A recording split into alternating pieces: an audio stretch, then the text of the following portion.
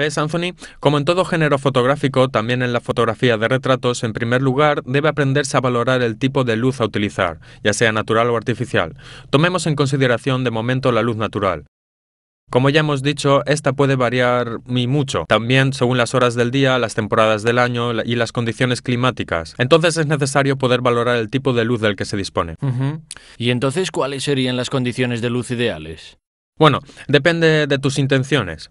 Habitualmente es aconsejable fotografiar en las primeras horas del día, porque la luz es más suave y cálida y ayuda así a hacer suaves también los trazos de nuestros sujetos, y para darle una atmósfera más tranquila. O un día de cielo cubierto nos da una luz difusa y que envuelve mejor al sujeto sin crear sombras demasiado netas. Pero también hay algunas situaciones donde una luz con un sol alto y con sombras muy fuertes podría ayudarte a subrayar algunas características del sujeto. Por ejemplo, si quisieses fotografiar a una persona mayor y dar una idea de lo vivido de aquel rostro, este tipo de luz te ayudaría a marcar las arrugas y los tratos profundos, que ayudan a transmitir mejor las sensaciones que viste en ese sujeto. Puede haber situaciones, a su vez, cuando estás obligado a fotografiar durante las horas centrales del día y el tipo de efecto del que hemos hablado antes no sea el deseado, y entonces debes intentar suavizar la luz. En este caso podrías hacer como hacen los profesionales, que intentan suavizarla haciéndola filtrar por materiales translúcidos, como puede ser tules o velos. Digamos profesionales que componen sus escenas bajo unos kioscos construidos con estos materiales para así tener una luz suave y controlada en los sujetos. Es importante intentar valorar también el efecto que la incidencia de la luz tiene en los objetos, qué tipo de sombras produce antes de experimentarlas en las personas a fotografiar. Además, es fundamental comprender la posición del sol respecto del sujeto y el ángulo con el que la luz va a incidir en nuestro sujeto. Y entonces, en tu opinión, ¿cuál sería la angulación correcta? Bueno, la más utilizada quizás sea la luz del 3/4 frontal. ¿Qué quiere decir? Quiere decir donde los 3/4 del rostro están iluminados y un cuarto queda en sombra. Prácticamente de este modo, con tan solo una luz, se logra representar la tridimensionalidad de los rostros. Piensa en los cuadros de Caravaggio, que con solo una luz de este tipo, lograba representar los movimientos y las formas del cuerpo. Los maestros pintores flamencos también utilizaban la luz de modo muy fotográfico y lograban efectivamente dar esta idea de tridimensionalidad a sus pinturas. A este tipo de luz, en el lenguaje técnico, se le llama luz clave. ¿Por qué clave? Porque es la luz principal de la escena. Pero hace falta tener mucho cuidado, porque la luz clave por excelencia es la luz del sol, y dependiendo de su posición se tiene que cuidar de lo que ocurre a las sombras, pues a veces es necesario utilizar también otra luz que sirva como relleno. ¿Y qué es precisamente la luz de relleno? La luz de relleno es una luz que está destinada a aclarar las partes que se quedan en sombra por la luz clave. Generalmente se utiliza un tipo de luz suave para esta función.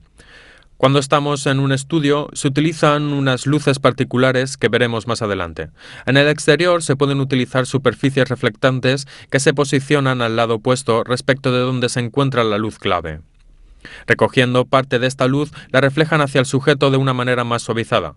Existen 3 tipos de superficies reflectantes, pueden ser blancas, plateadas o doradas. ¿Y cuál es la diferencia? Bueno, la diferencia es que imagínate que estás fotografiando a una modelo, tienes la luz clave de un lado, del otro lado se producirán unas sombras oscuras. Entonces colocamos una superficie reflectante para aclarar estas sombras. Vale.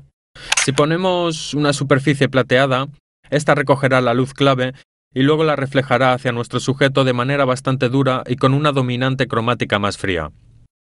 Si al revés colocamos una superficie dorada, la reflejará siempre de manera bastante dura, pero la dominante cromática será a su vez más cálida respecto a la luz clave. Utilizando, en fin, una superficie reflectante blanca, la dominante cromática será la misma que la luz clave, pero la luz saldrá más suavizada respecto a las otras 2 superficies. Otro ángulo importante, seguramente, es utilizar el sol a contraluz. Pero ese es un esquema que quizás será más fácil de comprender cuando hablemos de los esquemas de iluminación de fuente múltiple, y los trataremos muy pronto, cuando abordemos el tema de la fotografía de retrato en estudio, donde tendremos la posibilidad de analizar las distintas fuentes luminosas y hacer esquemas con más focos. Está bien. Asimismo, los fotógrafos, además del ángulo de la luz del que habíamos hablado hasta ahora, en la foto de retrato utilizan también otros trucos. ¿Y cuáles son estos trucos que...? Eso es lo que quiero saber. El uso de filtros. ¿Te acuerdas? Ya los hemos mencionado. Son unas plaquitas o unos filtros montados en un armazón redondo que se enroscan ante la lente. En el retrato los más utilizados son el filtro enfoque suave, que sirve para suavizar, para quitar un poco de nitidez a la imagen, para representar el rostro quitando un poco más las imperfecciones. Otro filtro que puede utilizarse en la fotografía de retrato es el polarizador, ¿te acuerdas? Ya lo hemos hablado. Sirve para eliminar los reflejos y en el retrato se utiliza cuando la persona a retratar llevan las gafas, para así eliminar los reflejos de las lentes y ver de manera más clara su mirada.